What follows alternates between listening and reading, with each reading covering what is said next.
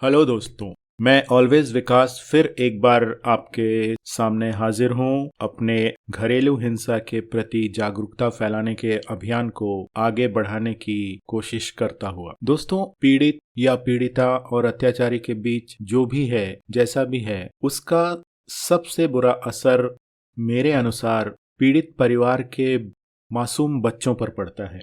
उनका सोचने का, समझने का तरीका आम बच्चों से बहुत ही अलग हो जाता है, बहुत ही बदल जाता है, या यूं कह लें कि वो एक तरह के स्पेशल किड्स हो जाते हैं। और ये बात सही भी है, मैंने खुद भी महसूस किया है कि ऐसे बच्चों को दुनिया पे किसी पर कोई विश्वास नहीं रह जाता, कोई ट्रस्ट नहीं रह जाता। ये हर किसी पर, हर किसी के मंसूबों पर, इरादों पर शक करने लगते हैं। ये कभी खुलकर आपसे नहीं मिलते, क्योंकि इसके पीछे उनके मन में बहुत सारी उधेड़ बुन चल रही होती है। वो जो देखते हैं अपने सामने माता पिता के बीच घटित होता हुआ, और किस तरह से मुख्यतः एक पीड़िता परिवार की इज्जत बचाने के नाम पे बच्चों को चुप रहना, हर चीज को छुपाना, झूठ बोलना सिखाती है, उससे बच्चों का जो जजमेंट का पावर होता है वो बहुत ही, मतलब क्या कहें, अजीब सा हो जाता है। बच्चे जस्टिफाई नहीं कर पाते खुद को, और एक बड़े ही अलग बच्चों की तरह उनका ग्रोथ होता है।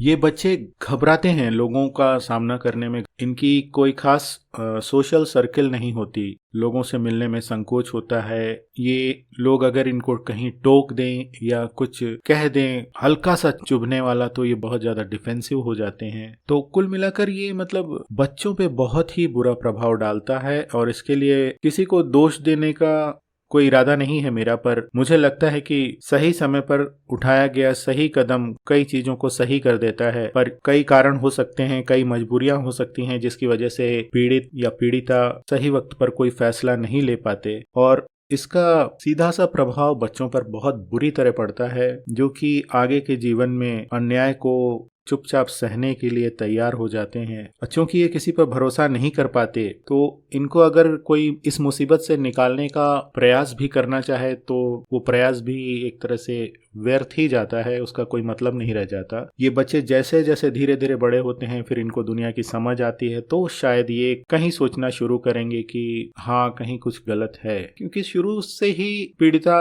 या पीड़ित इनको गलत के साथ जीना सिखा देता है। वो उसको, बच्चे को, उसके कोमल मन को ब्रेन वॉश कर देता है कि जो हो रहा है ये हर घर में होता है, ऐसा कुछ तुम्हारे साथ अलग नहीं हो रहा है, और परिवार की इज्जत बचाना सबसे जरूरी है, नहीं तो लोग हंसेंगे। पर फायदा क्या होता है? जो चीखें हैं, वो जो लड़ाइयां हैं, लड़ाई की आवाजें हैं, चीखें हैं, वो घर के बाहर तो जाती ही जाती हैं। प्लस आपके व्यक्तित्व में, आपकी शक्ल में वो रिफ्लेक्ट होता है, वो दर्द या वो पीड़ा कहीं ना कहीं तो रिफ्लेक्ट होती है। आपके बच्चों के चेहरे पर भी वो दिखाई देता है, साफ दिखाई देता है कि कहीं कुछ गलत है। पर हम समाज के लोग, हम किसी के पारिवारिक मामलों में हस्तक्षेप नहीं कर सकते, क्योंकि हर परिवार अपने को सुरक्षित रखने के लिए काफी मजबूत दीवार बना के रखता है। हमें फिर भी कोशिश करते रहना है, हमें हार नहीं माननी है कि हम कम से कम पीड़ित या पीड़िता को जागरूक कर सकें, उन्हें समझा सकें कि जो हो रहा है वो सामान्य नहीं है, वो नॉर्मल नहीं है, इसको नॉर्मल की तरह मत लीजिए। ठीक है दोस्तों, काफी लंबा पॉडकास्ट हो गया, मैं जानता हूँ आपके पास समय की कमी है। अगले एपिसोड में फिर मिलूंगा।